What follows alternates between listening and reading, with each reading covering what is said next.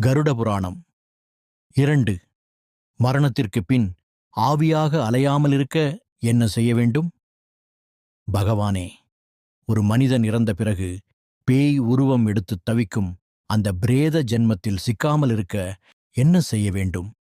ஒருவன் தன் வாழ்நாளில் செய்ய வேண்டிய சடங்குகள் என்னென்ன?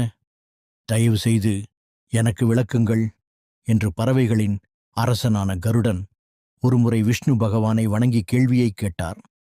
அதற்கு பெருமாள், கருடா, ஈமச் சடங்குகளைப் பற்றி உனக்குச் சுருக்கமாகச் சொல்கிறேன் கேள். ஒருவன் மோட்சத்தை அடைய விரும்பினால் அதற்குரிய கடமைகளை அவன்தான் செய்ய வேண்டும்.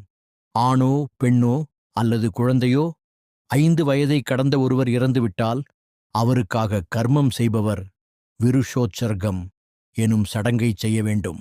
இதன் மூலமே அந்த ஆன்மா பிரேத நிலையிலிருந்து தப்பிக்க முடியும்.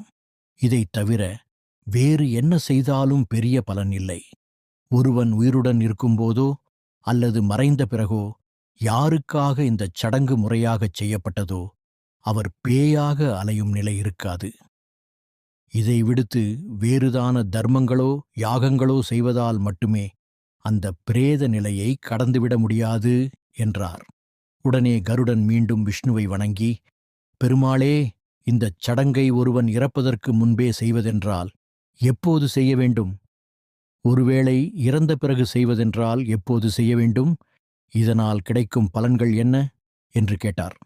அதற்கு பகவான், கருடா, இந்தச் சடங்கைச் செய்யாமல் வெறும் பிண்டங்களை மட்டும் கொடுப்பதால் எந்த பயனும் இல்லை. ஒருவன் இறந்த 11ஆம் நாளில் இந்தச் சடங்கை கட்டாயம் செய்ய வேண்டும். இவையில்லாமல் 100கணக்கா சடங்குகளைச் செய்தாலும் அவன் நீண்ட காலம் பிரேதமாகவே இருக்க நேரிடும் என்று விளக்கினார். மேலும் வர்ணப்படி அந்தந்த பிரிவினருக்குச் சொல்லப்பட்ட கால அளவு வரை அதன் தாக்கம் தீட்டு இருக்கும் என்பதையும் குறிப்பிட்டார். தொடர்ந்து பேசிய பெருமாள் தான தர்மங்களின் சிறப்பைப் பற்றி சொன்னார்.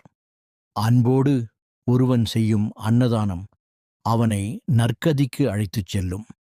பசு, நிலம், தங்கம், ஆடை, உணவு எனத் தேவையுள்ளவர்களுக்கு எதையாவது வழங்க வேண்டும். முக்கியமாக உடல் ஆரோக்கியமாக இருக்கும்போதே இத்தகைய நற்செயல்களைச் செய்துவிட வேண்டும்.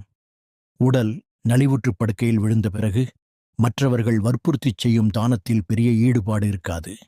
வீடு தீப்பற்றி எரியும்போது தண்ணீருக்காக கிணறு தோண்ட நினைப்பது